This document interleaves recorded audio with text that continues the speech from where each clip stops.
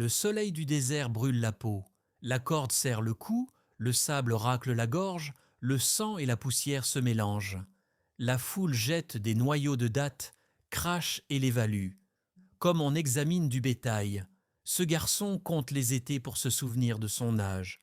Les calendriers ou les anniversaires ne lui sont pas accordés. Nous sommes en 1450 avant notre ère, au plus fort des guerres de conquête de Thoutmôsis III.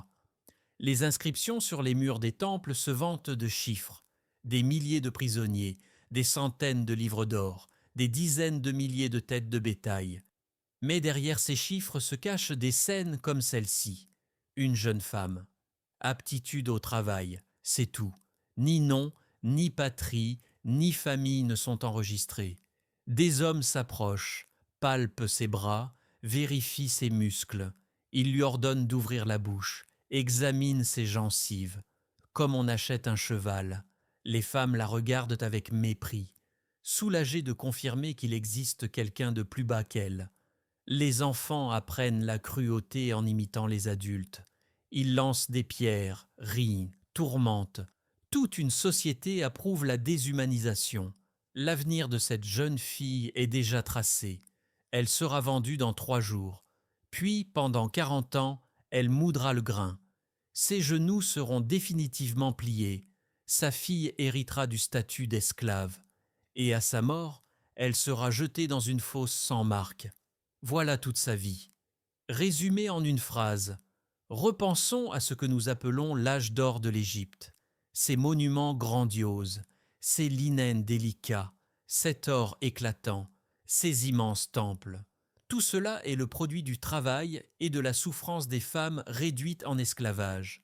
L'Égypte n'a pas seulement créé un esclavage physique, elle l'a conçu jusqu'à l'effacement psychologique. Par le langage bureaucratique et les rituels, elle a transformé des personnes en biens. Non remplacés par des spécifications techniques, vie par des lignes d'inventaire, mort par des demandes de remplacement. Les chiffres rendent l'échelle plus claire. À l'époque du Nouvel Empire, une part importante de la population était esclave, et la grande majorité étaient des femmes, prisonnières de guerre, dettes ou nées dans cet état. Les femmes étaient plus faciles à transporter, plus rentables, plus faciles à contrôler.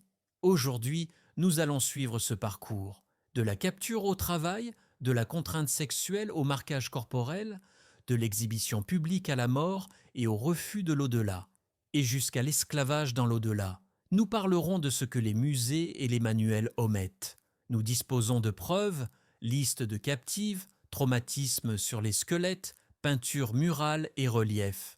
Elles restituent les voix réduites au silence. Les histoires que vous n'entendrez pas des professeurs d'égyptologie. Commençons par comment elle est arrivée là. La guerre n'était pas seulement une extension territoriale, c'était du shopping humain. Après une victoire militaire, des unités spéciales ratissaient les zones civiles. Les femmes étaient ciblées en priorité.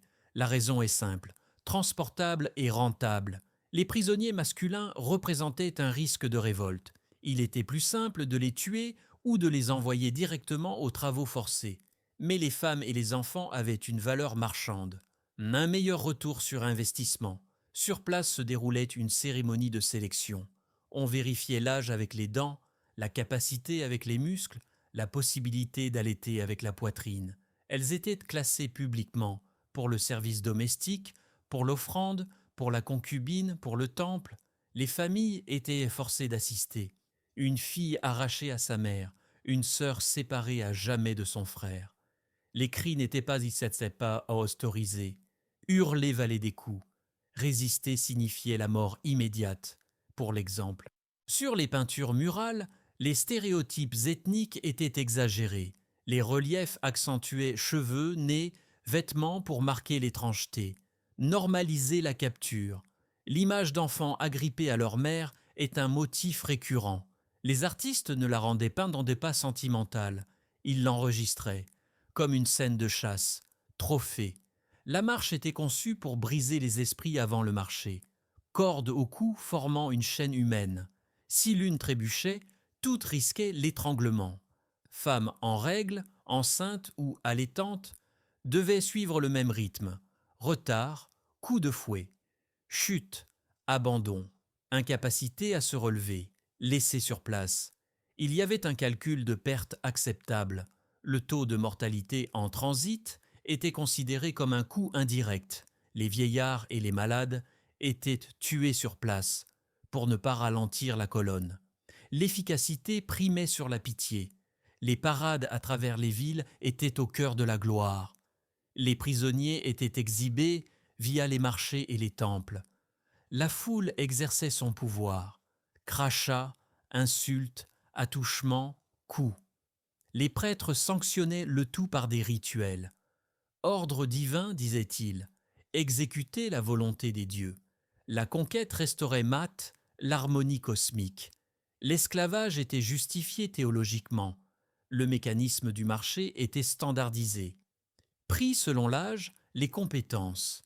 Les compétences incluaient l'exploitation, tissage, danse, langue. Une femme enceinte était un produit spécial. Les marchands tapaient sur le ventre en plaisantant. Les acheteurs riaient. La femme devait rester immobile, pas d'expression. L'émotion faisait baisser la valeur. La désagrégation familiale était une politique, mères séparées de leurs filles, frères et sœurs dispersés intentionnellement. Un vocabulaire s'était développé pour créer des orphelins. Les enfants formés sans mémoire de liberté étaient plus dociles, plus faciles à contrôler, sans passé, impossible d'imaginer un avenir. Regardez le ton des documents.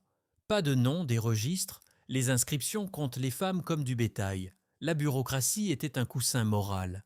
Les chiffres faisaient taire les cris. Les catégories effaçaient les individus. Le papyrus abstraitisait la souffrance. Une fois le marché passé, elle entre chez son nouveau maître. La vente est conclue. Une personne devient bien, juridiquement, théologiquement, socialement. Aucun tribunal pour contester, aucun dieu à invoquer, aucun endroit où fuir. Toute l'Égypte était une prison, le Nil un mur, le désert un bourreau. Son quotidien commence, et ce quotidien la tuera lentement. Moudre le grain était une machine corporelle, 12 à 16 heures par jour à genoux. La meule plus lourde qu'un enfant, le cartilage détruit, les genoux fusionnés, des femmes de 20 ans avec de l'arthrite vertébrale. La bioarchéologie le confirme. Ce ne sont pas des instantanés, mais un film continu. Regardez les vertèbres comprimées, les dents aplaties par le sable mêlé à la farine, les fractures mal ressoudées. Le squelette est un journal de traumatismes répétés. Chaque os une phrase, chaque fissure un mot, l'ensemble un paragraphe de douleur. Porter l'eau était une autre forme d'exécution. Amphore de 25 à 30 kilos, montée et descente. Compression cervicale, maux de tête, neuropathie, les scènes de tombe montrent des coups penchés de façon permanente.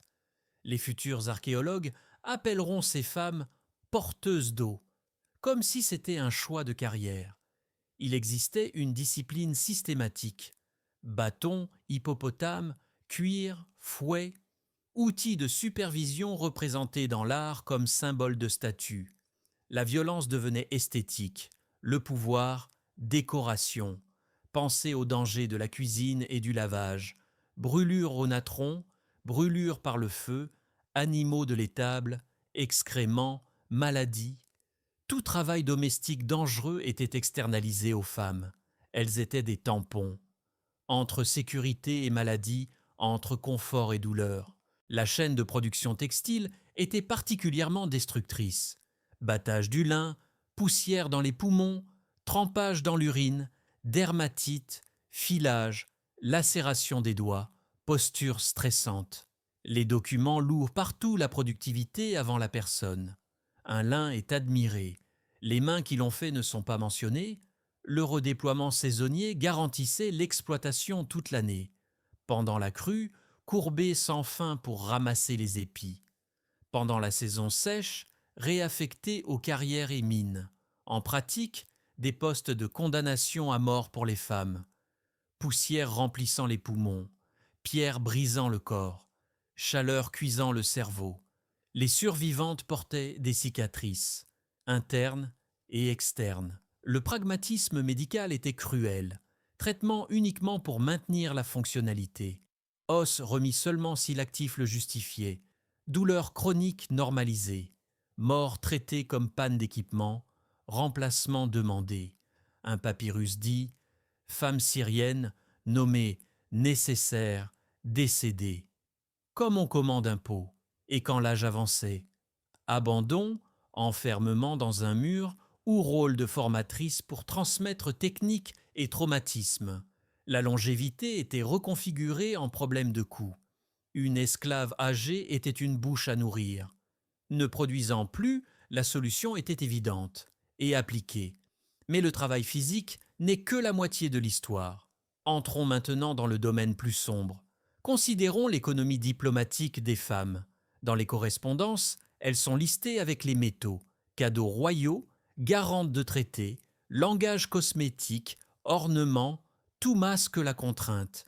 Lisez les lettres d'Amarna. Les pharaons échangent des princesses. Âge précisé, virginité garantie. Modalité de livraison discutée. Ce ne sont pas des chevaux, ce sont des juments. La gestion du harem royal était une industrie. Des centaines classées par origine. Hiérarchie soumise sous la grande épouse royale. Convocation non négociable. Reproduction, réquisition. La grossesse était un devoir. Un fils pouvait élever le statut. Le cycle se répétait. La logique de propriété s'étendait à toutes les classes. Accès impuni de tout propriétaire masculin. Les textes de sagesse présentent l'exploitation sexuelle comme une pratique masculine normale en plaisantant. Laboure le champ, disent-ils. Sème la graine. La femme était la terre, à cultiver, récolter, épuiser puis abandonner. Pensez au rôle dans les temples et à l'abus sanctifié. Musiciennes et servantes devaient de fournir des services sexuels pendant les fêtes. Tatouage marquait la propriété sacrée. La piété était un voile. Au nom des dieux, des femmes étaient violées. Les prêtres ritualisaient. Les pèlerins participaient et tous rentraient chez eux en appelant cela une bénédiction. La capture générationnelle par l'utérus perpétuait le système. Le statut suivait la mère. Enfant d'esclave, esclave. Le propriétaire pouvait mettre en vente ses propres enfants, sans stigma, considéré comme un investissement avisé. Stratégie de reproduction explicite. Achat pour la fertilité, accouplement avec esclave mâle ou avec le propriétaire. Intervention médicale pour favoriser la grossesse. Allaiter l'enfant qu'on vendra ensuite. La sexualisation récréative commençait dès l'enfance. Danse forcée, vêtements transparents, chorégraphie exotique, le grooming avant la puberté était encadré comme formation. Les filles apprenaient les mouvements, le regard baissé, et à cesser de résister. Quand cela finissait-il ? Quand elles étaient trop vieilles pour être regardées. Alors elles étaient envoyées former la génération suivante. Les séquelles de santé étaient ignorées. MST non traités, mortalité obstétricale, traumatismes génitaux. Ignorés tant que l'utilité n'était pas menacée. Le suicide était criminalisé comme vol de propriété. Même la mort n'était pas son choix. Critiquons les présentations modernes. Musées et documentaires euphémisent souvent la structure de prestige ou la célèbre. La violence sexuelle organisée n'est pas nommée. Concubine sonne neutre. Harem exotique. Musicienne de temple artistique. Mais derrière ces mots, des milliers de femmes, utilisées, violées, reproduites, jetées. Nous avons besoin d'un langage plus clair, d'une histoire plus honnête. Passons maintenant au corps lui-même, ce qui est gravé dans la chair et l'os. La cérémonie de marquage au fer était publique. Nom ou symbole du propriétaire sur la joue, le front, la main. Le prêtre récitait des incantations pour sanctifier la douleur. Le public servait de pédagogie aux autres esclaves. Le message était clair. Voilà ce que tu es. Voilà ce que tu deviendras. Ne fuis pas. Le système de tatouage était sophistiqué. Par origine, par rôle, motif, placement sur cuisse, taille, poitrine pour visibilité lors des performances. Le corps était un registre lisible de l'état d'esclave, symbole d'Hathor, motifs de lotus, codes géométriques. Chacun transmettait un sens. Propriété du temple, de la cour, bien privé. Rasage de la tête et épilation forcée étaient une domination. Calvitie imposée, dommage intentionnel du cuir chevelu ou utilisation de dépilatoires corrosifs. Cuir chevelu tatoué, déclaration ambulante du statut. Les perruques étaient un privilège. Les esclaves marchaient tête nue, marqués, lisibles, inévitables. Le vocabulaire des cicatrices de fouet pouvait être déchiffré. Cuir, roseau, nœuds, cordes, archives des infractions. Le crop était un outil de contrôle ritualisé. Les superviseurs le portaient, symboliquement, et l'utilisaient, littéralement. Il y avait un seuil de violence légalisé, nombre de coups par infraction. Les chiffres cliniques se traduisaient par os exposée, lésions nerveuses, septicémie.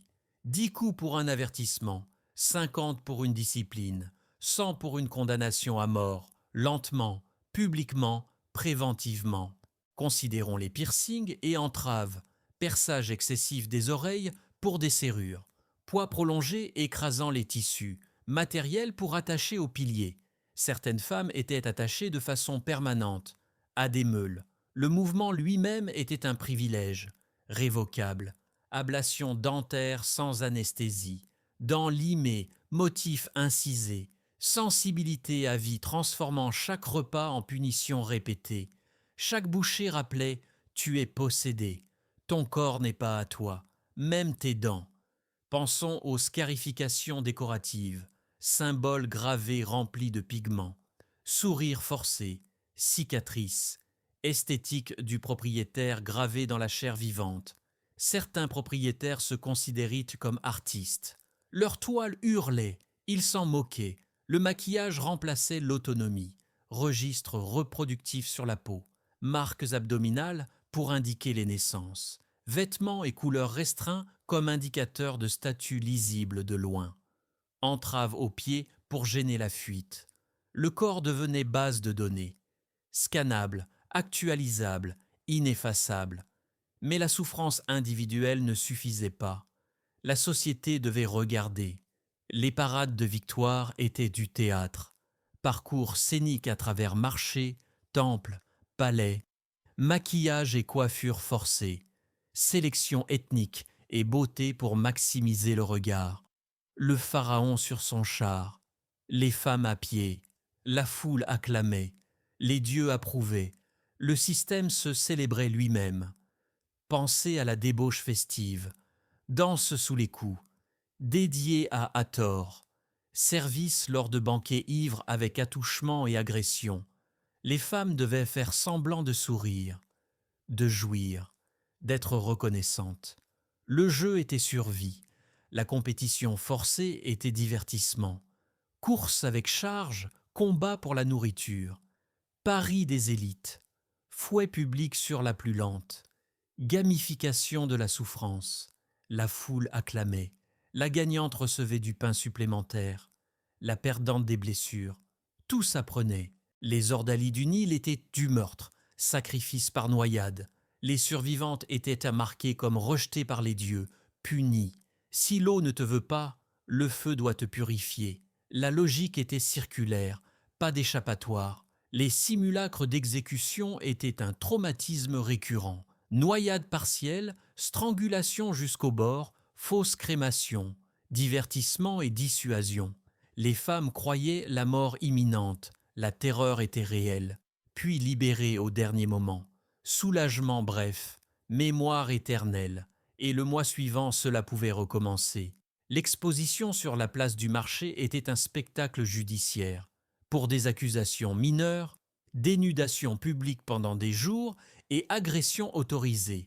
La violence sexuelle était une leçon civique. Les hommes apprenaient la domination, les femmes la soumission, les enfants la hiérarchie. Toute la société participait. Toute la société était complice. Imaginez l'accouchement comme spectacle. Dans la cour, pari sur le sexe, la viabilité, destinée de vente de l'enfant. Terreur maternelle. Les femmes ne pouvaient pas pleurer. Les pleurs indiquaient le refus des dieux. Le bébé était enlevé, immédiatement. Même le cordon n'était pas coupé par la mère. Aucun instant n'était accordé. La prostitution religieuse était un sacrilège sanctifié. Au seuil du temple, les fidèles achetaient l'accès.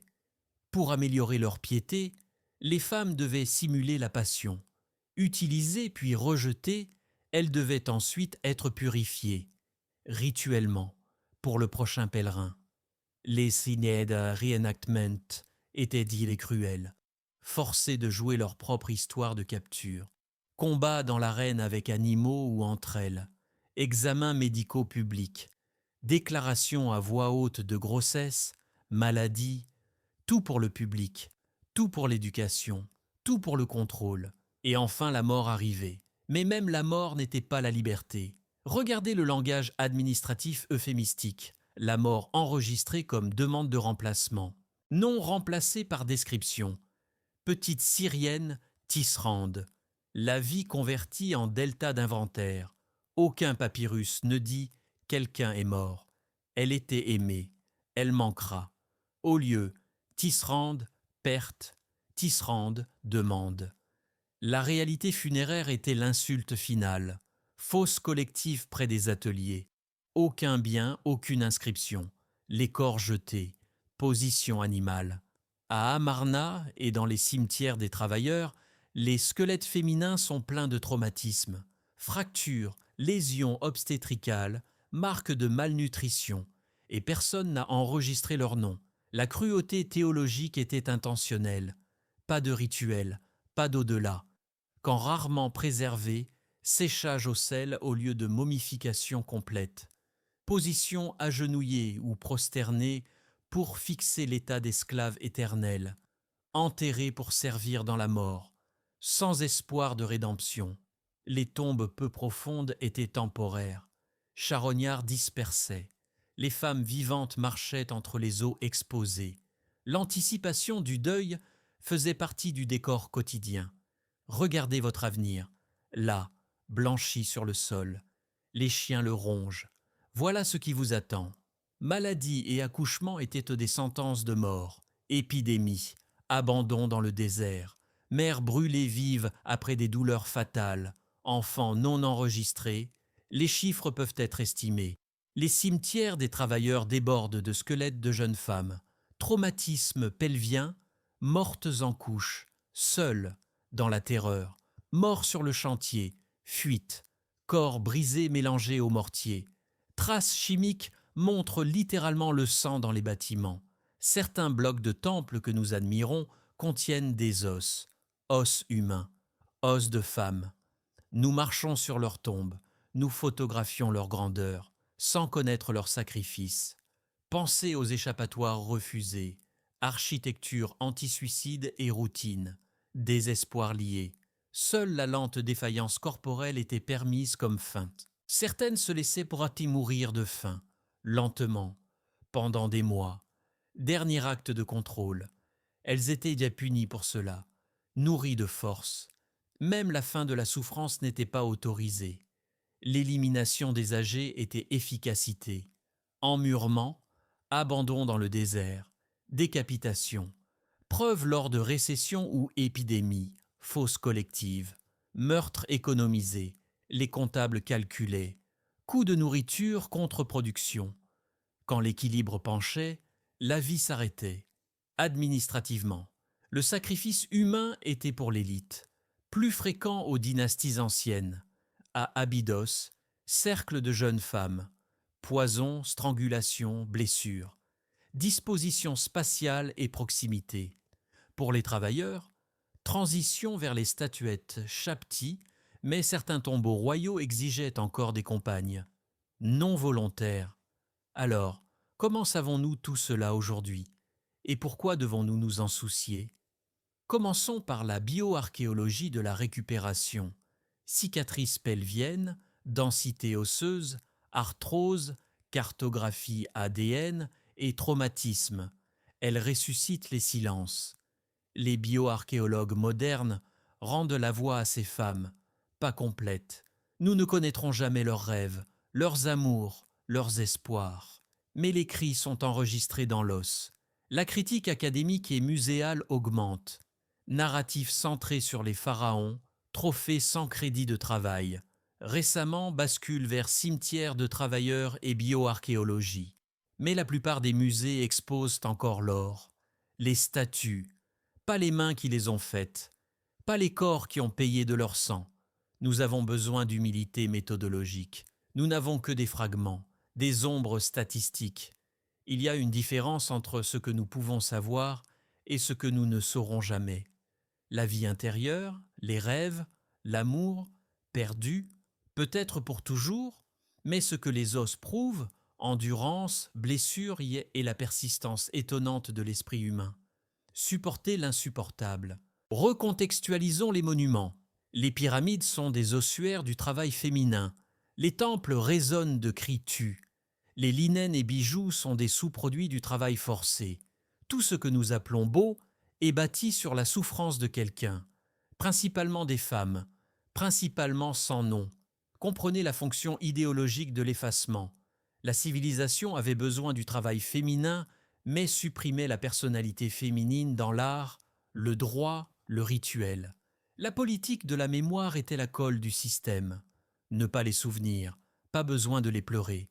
Ne pas les pleurer, pas besoin de responsabilité. Pas de responsabilité, pas besoin de changer. Faisons une réconciliation morale. Les artefacts d'or sont du sang doré. Les souverains célébrés étaient des trafiquants d'êtres humains. L'innovation était alimentée par la souffrance féminine industrialisée. Cela vous met mal à l'aise? Bien. Le malaise est le début. La reconnaissance est l'étape suivante.